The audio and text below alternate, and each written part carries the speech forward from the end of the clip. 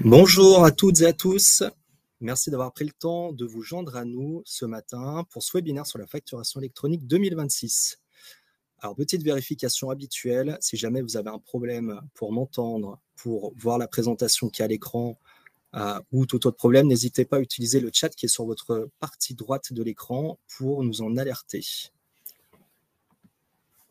Alors, au cours des 45 prochaines minutes, nous allons explorer ensemble un sujet crucial pour toutes les entreprises en France, puisqu'il s'agit de la réforme sur la facturation électronique qui va entrer en vigueur au 1er septembre 2026 pour toutes les entreprises. Et alors, pourquoi avons-nous décidé de faire ce webinaire? Eh bien, tout simplement parce que la facturation électronique, c'est bien plus qu'une simple évolution technologique. C'est une véritable révolution dans la manière dont vous, en tant qu'entreprise, vous allez devoir gérer les transactions et les relations avec vos partenaires commerciaux, mais aussi avec l'État. Pourquoi? Parce que cette réforme, elle vise à moderniser et sécuriser les échanges des factures, mais aussi à répondre à des exigences de transparence et de traçabilité pour les administrations fiscales. Alors, on a deux objectifs au cours de ces 45 prochaines minutes ensemble. Le premier objectif, ça va être de vous donner de la visibilité sur les dernières actualités. L'actualité était assez riche, surtout depuis fin 2024. Donc, on va vous fournir un aperçu le plus clair et concis possible sur ces dernières mises à jour. Quels sont les changements aussi qui sont à venir? Quels sont les impacts pour votre entreprise? Et donc, on va essayer de répondre à ces questions pour vous permettre de mieux appréhender cette réforme et ses enjeux. Ensuite, deuxième objectif, vous donner les clés pour anticiper votre mise en conformité. Et donc, au-delà juste de l'information réglementaire qu'on va pouvoir vous transmettre, on souhaite vraiment vous aider à pouvoir préparer votre entreprise, évaluer les solutions pour être en conformité dès 2026 et pourquoi pas même dès cette année, puisque c'est tout à fait possible de le faire dès cette année. On a des acteurs qui sont déjà prêts pour vous accompagner. Donc, on va partager avec vous des pistes de réflexion et des bonnes pratiques pour vous aider à aborder cette transition en toute sérénité. Je suis Product Manager chez Talentia et je suis notamment en charge de la mise en conformité de nos solutions comptables et financières vis-à-vis de la réforme. Et je suis accompagné aujourd'hui par Adnan Bouassoun, qui est consultant en stratégie digitale chez Ardis Group. Et Adnan accompagne quotidiennement des entreprises sur ces enjeux de facturation électronique pour les aider à se préparer. Adnan, si tu veux dire un petit mot. Bonjour Bruno, bonjour Nicolas, bonjour à tous. Adnan Bouassoun, consultant senior en stratégie IT et transformation digitale d'Ardis Group. Chez Ardis, nous accompagnons beaucoup de nos clients dans le cadre de leur mise en conformité relative à cette réforme de facturation électronique obligatoire. Nous espérons donc, à travers ce webinaire, vous fournir des éléments factuels, des éléments concrets sur la façon avec laquelle vous pouvez initier votre chantier de mise en conformité. Merci Adnan. Et on est également accompagné de Nicolas Turpin, qui est notre expert en conformité chez notre partenaire Esquerre. Donc Esquerre est un partenaire technologique de Talentia et Esquerre est également une des premières PDP à avoir reçu son immatriculation l'année dernière. Nicolas, c'est à toi, si tu veux dire quelques mots. Allez, bonjour à tous les deux, bonjour à tous. Effectivement, je suis Nicolas Turpin, je suis responsable des alliances technologiques stratégiques avec les éditeurs de logiciels, donc en charge évidemment de la relation avec Talentia, avec qui, Bruno, nous avons depuis un certain nombre de mois, avons contribué à travailler au développement d'une infrastructure et d'une solution PDP de gestion des factures fournisseurs et clients. Merci Nicolas, merci à tous les deux. Donc on va commencer avec toi Nicolas, je vais te donner la main pour nous fournir donc, les dernières informations, les dernières actualités sur la réforme à date. Et juste avant ça, nous allons ouvrir un sondage pour vous donner la parole, vous permettre aussi de vous exprimer, vous tous qui nous écoutez, avec une première question à laquelle vous allez pouvoir répondre en haut à droite de votre écran. Donc, vous avez un petit onglet sondage que vous devez voir apparaître, où on vous pose la question sur quel est le rôle du PPF. C'est une question à choix multiple. Est-ce qu'il s'agit d'une plateforme d'échange de factures, d'un annuaire central, d'un concentrateur de données, peut-être un peu de tout ça. Donc, on vous laisse une petite minute pour répondre à cette question avant de fermer le sondage. Petite information peut-être pour vous aider à répondre. Ça assez récemment, puisque c'était en fin d'année dernière, que nous avons une actualité notamment à ce sujet. J'espère que vous trouvez bien le sondage pour pouvoir répondre. Le sondage a été lancé. OK. Donc, les résultats. Alors, est-ce que je... OK, très bien. Donc, je vois que vous êtes 25% à avoir indiqué plateforme d'échange de factures, 33% annuaire central et 42% concentrateur de données. Nicolas, je te laisse la main pour commenter à la fois ce sondage et puis également revenir un petit peu sur la question en tant que telle. Effectivement, c'était pas un piège, hein, mais en étant plein dans l'actualité, je vais revenir dessus, pendant quelques minutes. Si tu veux bien Bruno, passer peut-être à la diapositive suivante. Super. Donc du coup, effectivement, il s'est passé, je vais revenir dessus tout à l'heure, un petit changement majeur, le 15 octobre dernier, en l'occurrence. Donc là, ce qui s'est passé, c'est, si on prend un petit peu l'historique, et notamment pour ceux qui nous suivent déjà peut-être depuis différents webinaires, on a eu les premières immatriculations à partir de l'été 2024. Esker, effectivement, a fait partie de ces premières plateformes immatriculées. Suite à ça, là aujourd'hui, effectivement, ça a gonflé. Il y a beaucoup de plateformes aujourd'hui qui se sont été référencées. On parle d'immatriculation provisoire, hein, on est encore au début de l'histoire. Le 15 octobre, il y a eu un changement majeur pour un certain nombre de plateformes qui envisageaient de communiquer directement avec ce qu'on appelait à l'époque le PPF, et je dis bien à l'époque, et pour faire le lien avec le sondage auquel vous venez de répondre, puisque le PPF a abandonné en fait ses fonctions d'échange et de distribution de factures pour pouvoir justement assurer son rôle principal, qui était effectivement de pouvoir concentrer les données et récupérer les informations liées à la TVA. Donc ça, c'est un premier point. Ce premier point a généré en fait une conséquence assez importante pour l'ensemble des acteurs du marché, vous compris. C'est effectivement de se recentrer sur l'interfaçage avec les différentes plateformes PDP pour leur donner ce rôle finalement de piloter les échanges de factures entre les entreprises françaises et puis également avec la notion de e-reporting, et permettre à l'État justement de se concentrer sur les fonctions qui sont essentielles à leurs yeux et qui leur permettent justement de maintenir le calendrier sur lequel ils se sont fixés. Donc calendrier, si on revient dessus justement, donc ce changement du 15 octobre a amené des nouvelles spécifications externes avec un certain nombre de sujets sur les statuts, les cas d'usage, etc.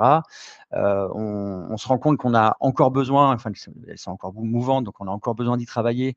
Donc c'est la raison pour laquelle, deuxième étape, on a eu la mise en place des commissions AFNOR, je reviendrai un petit peu dessus juste après, qui elles visent à normaliser l'ensemble des flux, l'ensemble des échanges sur lesquels on va travailler dans le cadre de la réforme de la facturation électronique. Ensuite, effectivement, et là on vient de rentrer dans cette phase, c'est depuis début mars, on est rentré dans le pilote de l'annuaire. Donc l'annuaire de la DGFiP a été mise en ligne, mise à disposition des plateformes PDP. Nous sommes actuellement en phase de test. Il y a 3 phases de test entre mars et avril qui visent à accréditer et valider cette partie-là.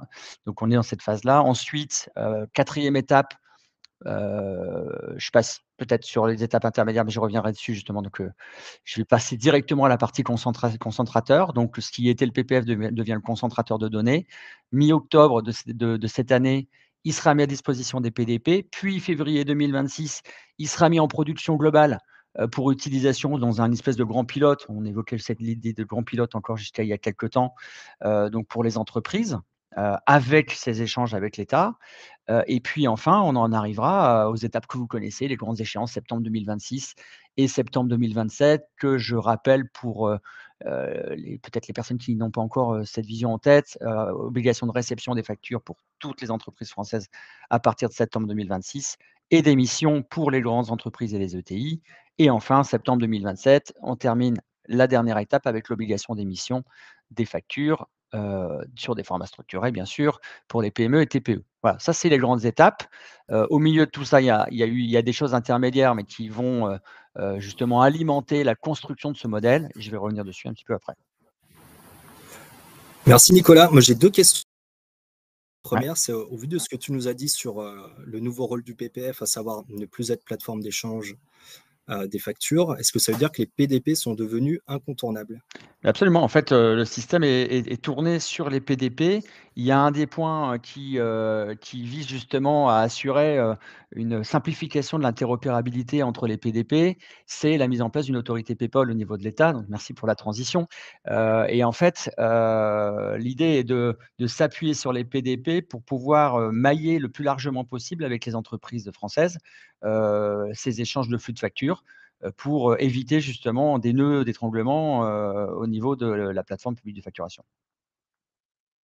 Et la deuxième question, c'est au vu donc du calendrier, ce nouveau, enfin de ces changements réglementaires, est-ce qu'on a encore un risque de décalage de la réforme? Alors, je ne sais pas si tu es amateur de Formule 1, Bruno, ou plutôt si tu es orienté vers l'espace, tu me dis. Mais en fait, l'histoire, elle a déjà démarré, en fait. Il y a des premières étapes très concrètes qui ont été initialisées. Je pense notamment à l'annuaire. On a donc effectivement un premier livrable de la part de l'État qui nous dirige vers ce lancement de la réforme. Donc, première étape. Deuxième étape, c'est pour ça que je l'évoquais, c'est le pilote concentrateur dont les dates sont très claires aussi à partir d'octobre 2025. Donc en fait, les enjeux, ils sont déjà pris. Il y a les commissions AFNOR qui ont démarré d'ailleurs. On y participe, on est là pour normaliser et aussi apporter une vision nationale à l'initiative VIDA européenne donc. Et du coup, en fait, on a un certain nombre de feux verts qui sont en train de s'allumer.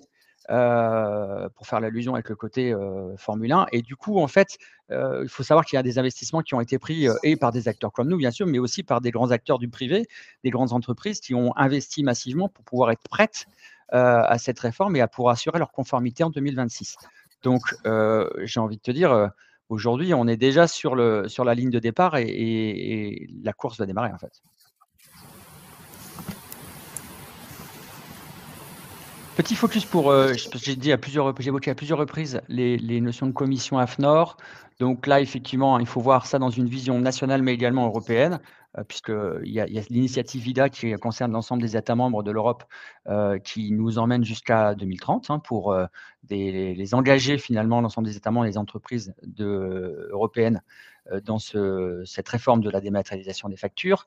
La vision française, c'est effectivement, concentrer les données au niveau de l'État, avec la gestion de l'annuaire, et la concentration des données, notamment de TVA, donc toute la partie gestion de l'administration fiscale, simplification des données de TVA pour les entreprises. Il faut voir aussi comme un outil de productivité, bien sûr, mais je l'ai déjà dit, je crois.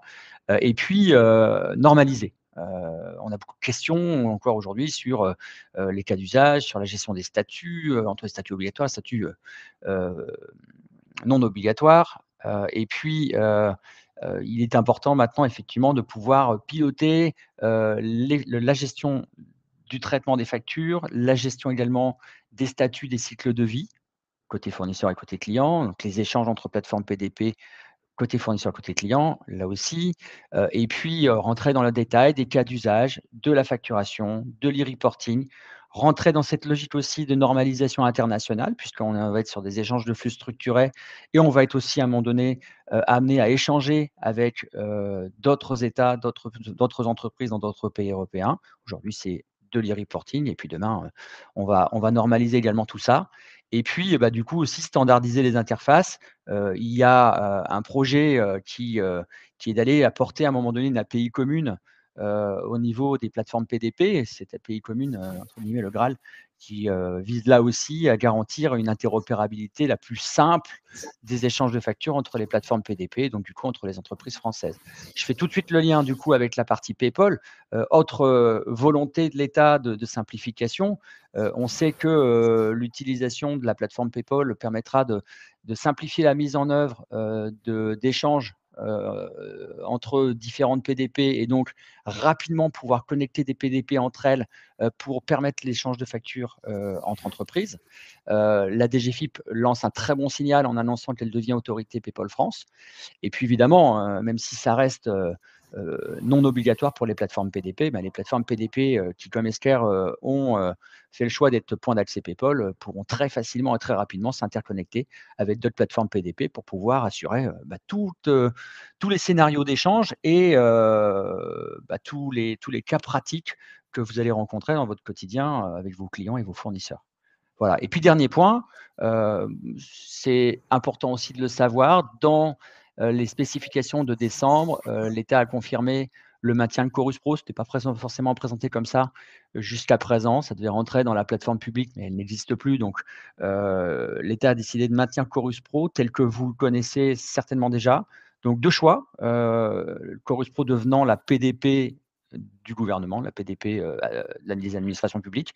Donc, premier choix, soit vous êtes déjà connecté à Chorus Pro et vous pouvez garder cette connexion demain après la réforme pour la gestion de la facturation vers des administrations publiques. Ou deuxième cas, vous avez choisi votre PDP et vous décidez de concentrer vos flux par votre PDP, notamment peut-être pour des questions d'archivage légal, et vous souhaitez demander à votre PDP d'émettre vos factures soit vers d'autres PDP, soit vers la PDP de l'État, qui finalement jouera le même rôle que les autres. Très bien, merci Nicolas. Je me permets d'appuyer sur un point qui est quand même important, c'est cette notion d'interopérabilité des données, puisqu'on ne sait pas trop finalement, on peut, à travers ce qu'on peut lire sur les réseaux sociaux comme LinkedIn par exemple, se demander comment vont faire les PDP pour communiquer entre elles. Bon, aujourd'hui, même si a priori il n'y a pas encore d'obligation, mais PayPal jouera un rôle extrêmement important à ce niveau-là sur l'interopérabilité des PDP, tout ou partie en tout cas des PDP. C'est exactement ça. Je passe à la suite et cette fois-ci, je m'adresse à toi, Adnan, puisque tu es expert conseil sur le domaine de la facturation électronique et la question qu'on va te poser, c'est comment est-ce qu'on va faire pour bien les entreprises à cette réforme et finalement quels sont les éléments auxquels les entreprises vont devoir être particulièrement attentives. Juste avant de te passer la parole, je vais faire comme pour Nicolas, une question sondage préalable. Donc là aussi, même principe que le sondage précédent, en haut à droite de votre écran. Vous pouvez répondre à cette question. Quel est votre niveau d'avancement vis-à-vis de la réforme? Est-ce que c'est un sujet qui est en cours d'exploration? Est-ce que les acteurs concernés sont déjà informés, comprennent les obligations de la réforme? Est-ce que vous êtes en cours de choix de solutions à mettre en place pour votre mise en conformité? Est-ce que vous avez déjà réalisé le diagnostic d'impact sur les processus de votre système d'information et référentiel de données? Ou alors est-ce que vous êtes vraiment très avancé et les solutions sont en cours de mise en œuvre d'ores et déjà, ce qui serait une excellente nouvelle pour vous. Donc, je vous laisse un petit peu de temps. Je regarde le sondage.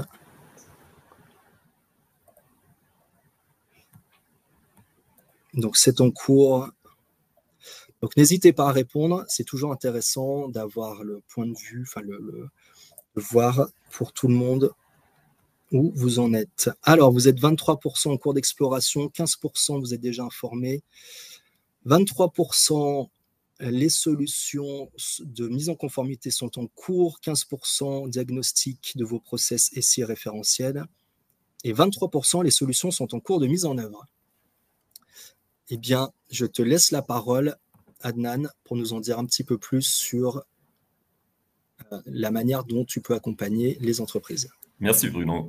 Alors, ce qu'il faut savoir tout d'abord, c'est que chez Ardis Group et à travers ces projets de démat, nous accompagnons nos clients sur deux objectifs. Un premier objectif, bien naturellement, celui de la mise en conformité de nos clients par rapport aux exigences réglementaires introduites par cette réforme et qui portent en vrai un impact significatif à la fois sur les processus, sur les outils, sur les données, peut-être même sur les compétences et l'organisation de nos clients. Et donc, cela nécessite un travail de préparation en amont avant même d'implémenter ces outils de démat. Mais il y a aussi un deuxième objectif qui a autant d'importance, celui de l'excellence opérationnelle. À travers la rationalisation des processus financiers, la simplification, la standardisation, l'automatisation de ces process, à travers l'adoption des bonnes pratiques, des outils best of breed qui vont permettre donc de gagner en efficacité et en performance. Nous vous recommandons donc de considérer ces deux objectifs avant de lancer votre projet de mise en conformité RFE. Considérez cette contrainte légale qui porte des impacts structurels sur votre organisation, mais n'oubliez pas cette opportunité qui se cache derrière, une opportunité d'excellence opérationnelle. Si vous me le permettez, Bruno, sur la diapositive suivante, ici, on va présenter les phases de mise en place. En vrai, ce projet de démat va suivre 2 phases. Cette première phase, c'est la phase de cadrage, de préparation, de diagnostic, de diagnostic de maturité, de votre maturité quant à cette réforme et aux bonnes pratiques de votre secteur d'activité pour pouvoir évaluer l'effort requis à votre mise en conformité et pour pouvoir définir une vision cible, une vision claire et précise qui vous permettra de sécuriser les 2 objectifs que nous avons cités. En deuxième phase, c'est la phase de déploiement effectif de votre projet de démat. Et ici, donc, ça va porter sur tous les changements sur vos processus financiers, toutes les évolutions apportées sur votre SI, vos référentiels de données, l'intégration des nouvelles solutions de démat, la conduite du changement, la formation de vos collaborateurs, etc. Alors, à ce stade, vous êtes peut-être, certains d'entre vous sont toujours indécis quant au choix des solutions de démat à mettre en place. Mais sachez que vous pouvez, dès à présent, commencer la première phase, la phase de cadrage, de diagnostic, si vous ne l'avez toujours pas fait. Et d'ailleurs, c'est sur cette phase qu'on va se focaliser dans cette présentation. Je me permets juste une petite remarque, Adnan, merci. Vous pouvez poser bien évidemment vos questions dans le chat, on répondra, on va prendre un petit peu de temps à la fin de la présentation pour y répondre. Donc si vous ne voyez pas répondre tout de suite, c'est normal. Très bien. Du coup, pour cette première phase de cadrage ou de diagnostic de votre maturité par rapport aux exigences de cette réforme, chez Ardis Group, nous préconisons à nos clients de suivre une démarche structurée en 6 étapes qui permettra de sécuriser leur projet de démat. C'est une démarche qui s'articule autour de 4 dimensions, une dimension people, une dimension data, une dimension technologique et une dimension process.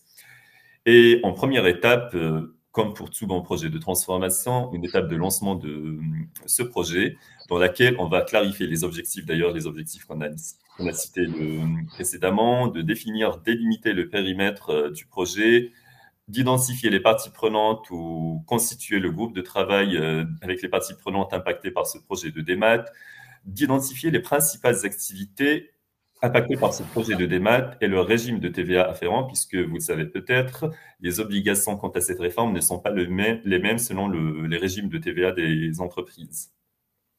Et puis, nous préconisons à nos clients d'évaluer la charge transactionnelle et la criticité de leur flux de facturation. Parce que de un, ça permettra d'anticiper le chiffrage des solutions, le PDP, parce que une majorité des solutions de démat du marché ont un business model basé sur la volumétrie des factures. Et donc, le fait d'évaluer sa charge transactionnelle en amont pour les différents flux de facturation, ça permettra donc d'anticiper cette contrainte budgétaire. Cette action d'évaluer la charge transactionnelle et la criticité des flux de facturation peut aussi être intéressante dans le cas où on est face à des processus complexes. Je pense notamment à un client particulier qui avait une complexité dans ses flux de facturation, une différence notable entre les pratiques et les process entre ces sites en France, ces sites en Europe, ces sites aux États-Unis qui ont d'ailleurs une réglementation très différente de la nôtre, ou même en Italie qui ont leurs propres canaux de démat. Et donc, pour ce client, il a été compliqué de lancer son projet de démat.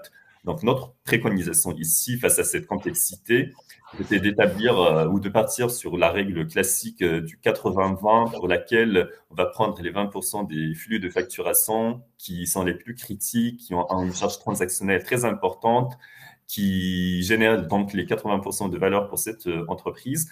Et à partir de cette priorisation des efforts, ça a permis de sécuriser le déploiement ou le lancement du projet de démat. Et donc, ici, il faut surtout pas oublier de lancer cette action quand on est face à des processus complexes. En deuxième étape, c'est une étape plus focus sur l'aspect people des organisations pour évaluer leur niveau de compréhension et leur maîtrise des enjeux liés à la réforme, parce que comme pour tout projet de transformation, le constat général, c'est que si les parties prenantes impliquées n'ont ne sont pas sensibilisés aux enjeux, aux impacts du projet, ne partagent pas le même vocabulaire, il est difficile d'embarquer tout le monde. Donc ici, l'idée, c'est de donner du sens, de sensibiliser les acteurs sur les enjeux, sur les impacts de cette réforme, les impacts au niveau opérationnel, sur les outils, sur les process, sur les données, etc., pour pouvoir embarquer tout le monde et donc donner du sens. En troisième étape, on va être plus focus sur les outils, sur le système d'information, pour pouvoir comprendre ou mettre à plat l'existant, le documenter, identifier tout ce qui va être, tout ce qui doit être à jour ou modifié pour pouvoir répondre aux obligations de la réforme, notamment d'évaluer l'évaluation de la capacité du système d'information des entreprises à gérer les données de facturation réglementaire qui sont 34 et qu'il va falloir transmettre à l'administration fiscale, la capacité du SI à gérer les différents statuts, les 14 statuts du cycle de vie des factures électroniques. Et donc ici, l'idée, c'est de pouvoir identifier toutes ces évolutions à devoir mettre en place sur son SI pour pouvoir répondre aux obligations de la réforme, y compris d'ailleurs l'intégration des nouvelles solutions de démat. En quatrième étape, une étape focus sur les process et principalement sur les processus financiers procure to pay et order to cash, puisque ce sont les processus impactés par les obligations de cette réforme. Et l'idée est d'ailleurs de la même manière d'identifier les évolutions qu'il va falloir mettre en œuvre au niveau des process pour pouvoir répondre aux obligations de la réforme et aussi pour pouvoir saisir les opportunités d'amélioration pour gagner en efficacité opérationnelle. Et ici, on préconise aussi de faire des ateliers dédiés aux différents cas d'usage introduits par l'administration fiscale, les 36 cas d'usage qui apportent des précisions réglementaires supplémentaires sur différents cas de facturation qui sortent du mode nominal de la facturation électronique.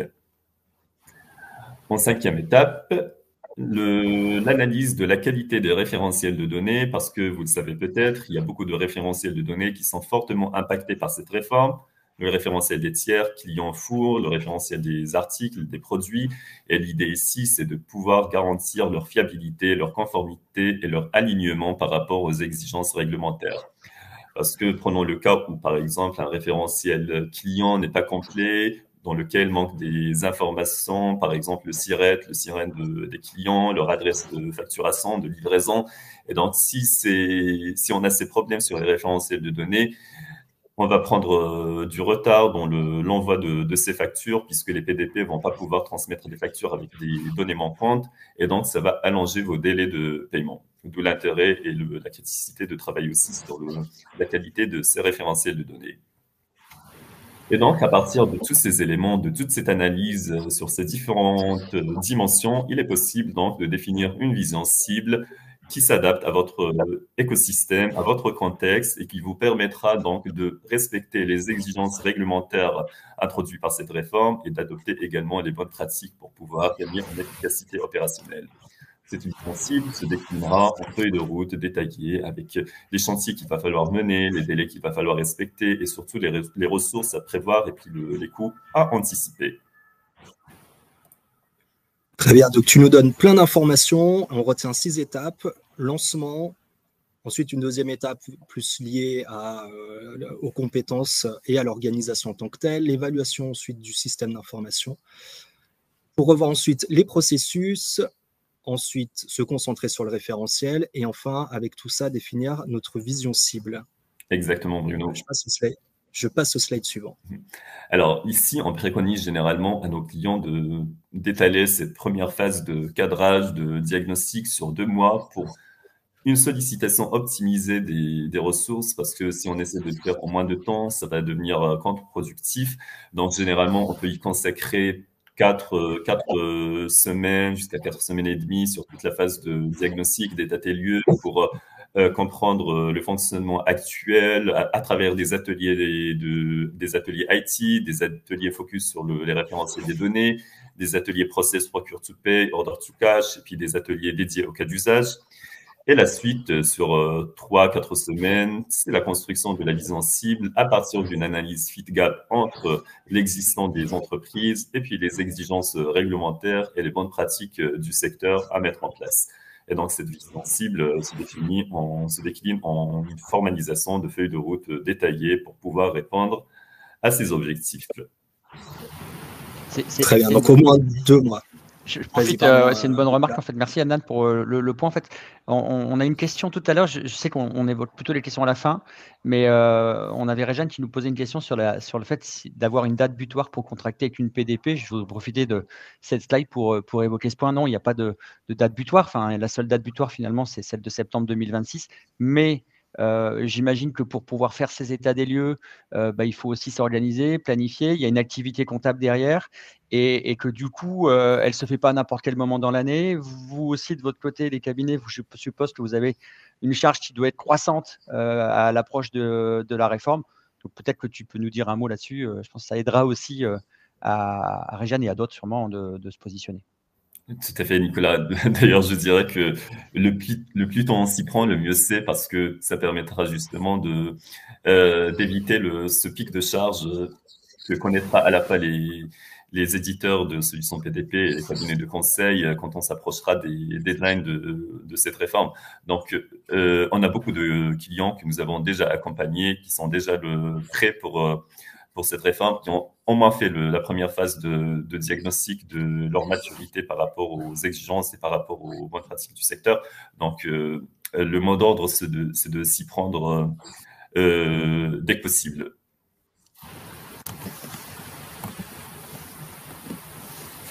Et donc, ici, avant de conclure cette section sur la démarche, on souhaite revenir sur quelques éléments essentiels qu'il va falloir garder en tête. D'abord, sur la norme EN 16931 qui se traduit en format structuré de factures électroniques, puisque l'administration fiscale s'attend de recevoir s'attend des entreprises à ce qu'ils échangent des factures sous un format structuré qui respecte cette norme EN 16931. Mais ce que nous avions remarqué, c'est que certains de nos clients ignoraient complètement le fait qu'il est indispensable de mettre à jour leur système d'information pour pouvoir générer, transmettre, recevoir, traiter des factures électroniques. Parce que toutes les PDP du marché ne permettent pas de répondre à cette obligation et de générer des factures EN 16931 et leur rôle peut se contenter au fait de transmettre les factures. Et donc, ces clients qui ignoraient cette obligation n'ont pas anticipé cette charge au niveau de leur système d'information existant pour pouvoir l'évoluer, pour être en capacité de gérer des factures standardisées EN 16931 qui peuvent prendre les formes des 3 formats du socle minimal, COSI, ETIPAC ou UBL, ou tout autre format qui respecte cette norme. J'en profite, Adnan, si tu me le permets, pour rebondir, parce qu'on a également une question sur la norme EN 16931 posée par Alan. Donc oui, alors nous allons communiquer et d'ores et déjà ce qu'on peut vous dire pour Talentia, Finance IF, puisque c'est de ça dont vous parlez, Teamwork, plateforme, sera compatible en V4 avec la norme qui permettra de pouvoir émettre des factures clients au format facture X, respectant donc la norme EN 16931. Ce que je peux vous dire en complément, donc c'est en cours. Donc là, je vous parle plutôt des factures clients, factures sortantes. Également pour les factures entrantes, c'est en cours les développements sont en cours et sont bientôt terminés à horizon deuxième, troisième trimestre.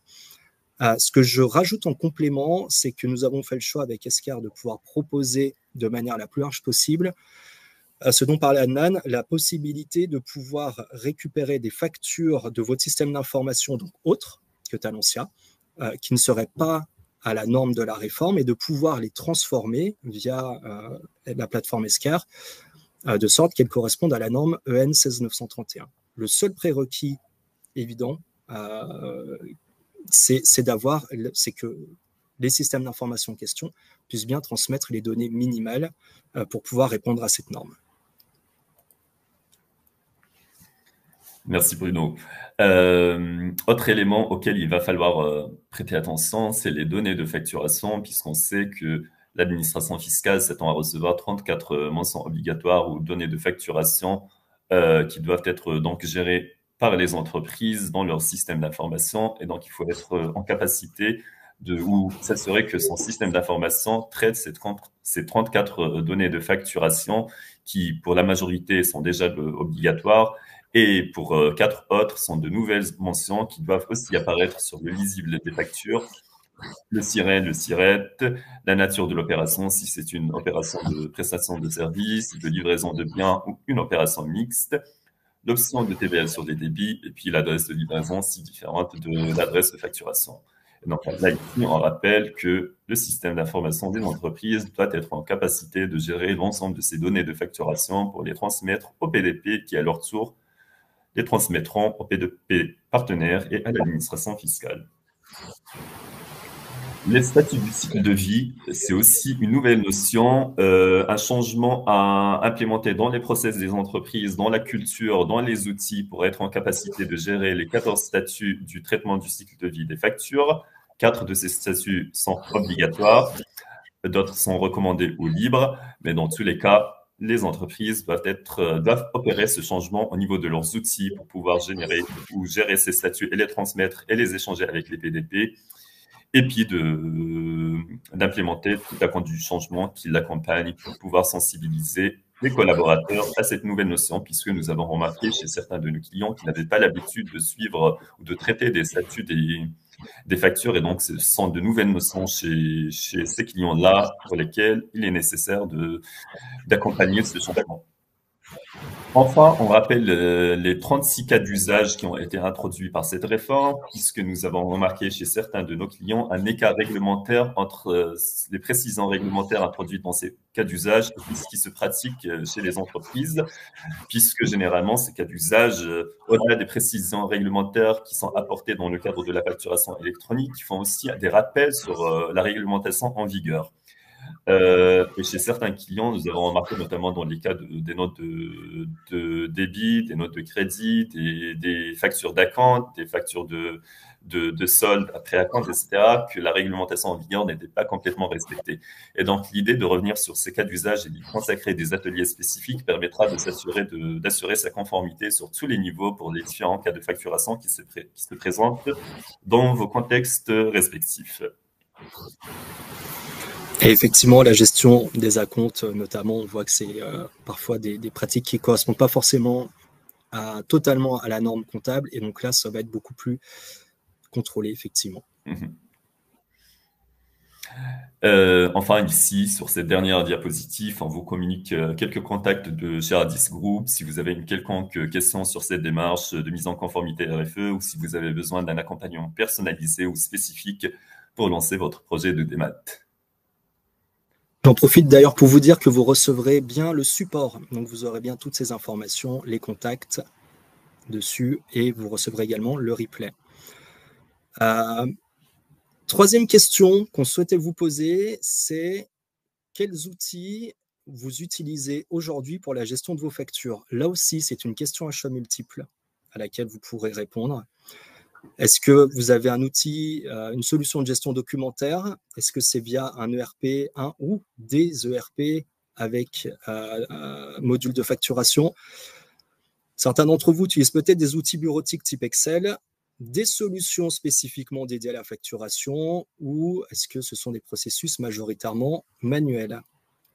Donc, de la même façon, vous avez 1 minute pour répondre à cette question. Connaître un petit peu l'état de vos systèmes d'information. Question à choix multiple, pourquoi? Parce qu'on sait qu'on a souvent dans son système d'information, on peut avoir un mélange un peu de tout ça, ou en tout cas tout ou partie des éléments que vous avez à l'écran.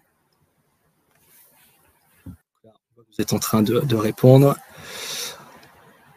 Alors, 12% solutions de gestion documentaire, 53% ERP avec module de facturation, semble assez logique effectivement. Outils bureautiques, seulement 6%. 24% solutions dédiées à la facturation et 6% processus majoritairement manuels. Merci en tout cas pour votre participation. On passe à la phase de questions-réponses. Il nous reste un petit peu plus de 5 minutes pour les traiter.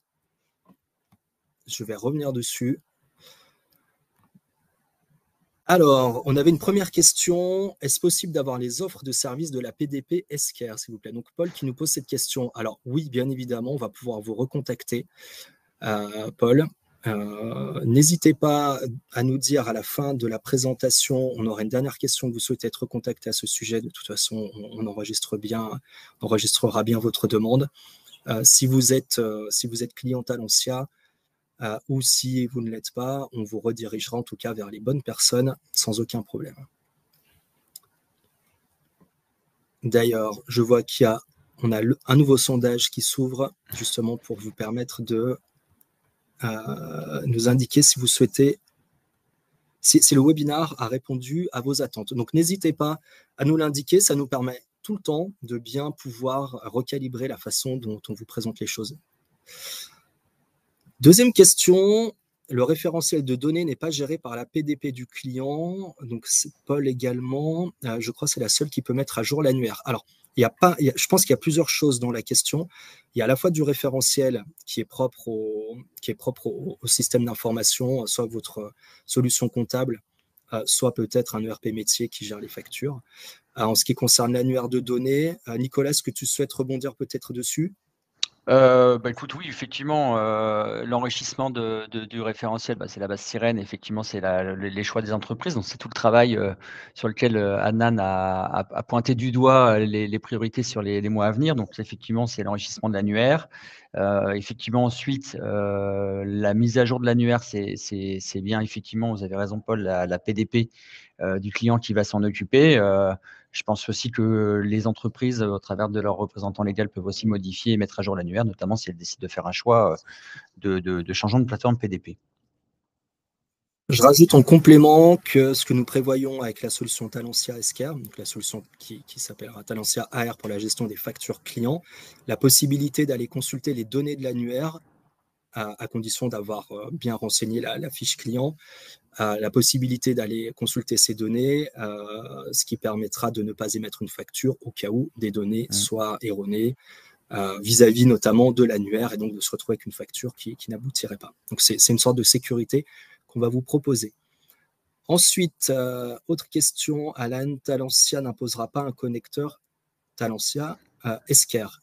Donc non, on n'impose pas du tout de connecteur avec Esquerre. En revanche, c'est une solution qui est intégrée avec votre outil Talensia. Donc ça vous permet en fait de ne pas avoir à gérer des interfaces d'échange de données et d'avoir une interrogation justement du référentiel, envoi des factures, communication des statuts en temps réel. Et donc, on va dire quelque chose le plus pratique possible. Mais nous n'imposons rien.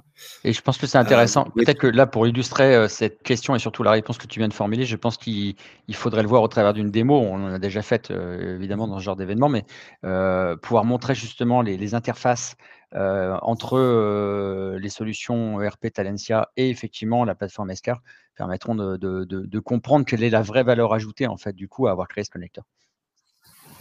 Tout à fait. Et donc, vous pourrez, si vous avez le choix, si vous faites le choix d'avoir de multiples PDP, vous pourrez communiquer en facturation sortante la facture X, le facture X via vos autres PDP finalement. Alors, une question de Fanny, où se procurer les spécifications pour vérifier les mentions obligatoires plus cas d'usage? Alors, vous avez un certain nombre d'informations, ça doit être sur le site de la DGFiP. Oui. Vous avez également la FNFE qui est une mine d'or au niveau information. Ces spécifications, elles sont publiques, si je ne m'abuse. Oui, je te confirme, ouais, c'est public. En tout cas, il n'y a aucune raison. Bon, a priori, après, on les a, donc c'est public. Si effectivement Fanny a besoin qu'on l'accompagne, je crois que ça fait partie des sujets sur lesquels on peut les aider. Tout à fait. Donc, site DGFiP ou impôt.gouv.fr, je ne l'ai plus forcément en tête, mais en tout cas, vous pouvez retrouver toutes les spécifications et les différents cas d'usage. De nombreux sont renseignés. Et encore une fois, la FNFE, alors il faut être adhérent, mais c'est une mine d'or au niveau d'information. Alors, en complément, nous allons vous envoyer aussi le livre blanc pour vous remercier d'avoir participé, répondu aux questions, nous avoir écouté, suivi. À la fin donc, de cette présentation, vous aurez donc ce livre blanc également. Alors, je ne vois pas d'autres questions. Si, attendez.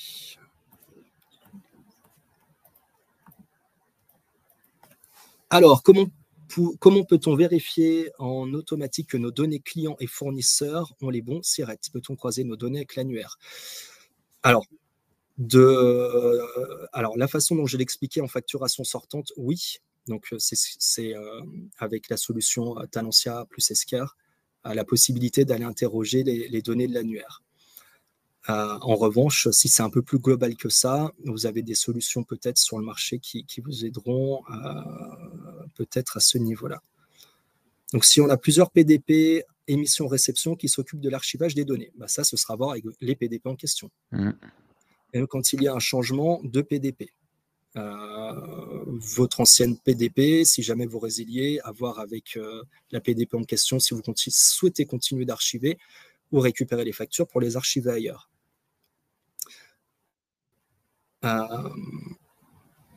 Ensuite, nous sommes une ETI et j'utilise 2 logiciels dédiés pour la facturation fournisseurs et clients qui sont tous 2 immatriculés PDP. Est-il selon vous légitime de saisir cette opportunité pour travailler sur une refonte de nos SI pour se diriger vers un ERP avec module de facturation? Compliqué de vous répondre, très compliqué de vous répondre comme ça. Il faut faire une étude de votre système d'information, voir si et quels outils pourraient répondre à ce besoin. Et là, peut-être que ça peut être le rôle de Hardis de vous accompagner dans cette analyse. Merci beaucoup pour vos questions, en tout cas. Juste un mot très rapide de conclusion. Donc là, on a vu que la réforme elle est plus que jamais sur les rails, que l'État fait tout pour maintenir les délais. L'État a créé les conditions favorables pour maintenir ces délais, puisqu'il a abandonné le portail public de facturation comme plateforme d'échange de factures pour se recentrer sur l'annuaire central, sur le concentrateur de données. Donc, il a déporté la complexité sur des acteurs privés que sont les PDP. Et les PDP sont prêtes. On en a déjà très nombreux acteurs qui sont d'ores et déjà prêts. Et comme le disait très justement Nicolas, avec de forts investissements. Donc, on peut estimer que la date sera respectée.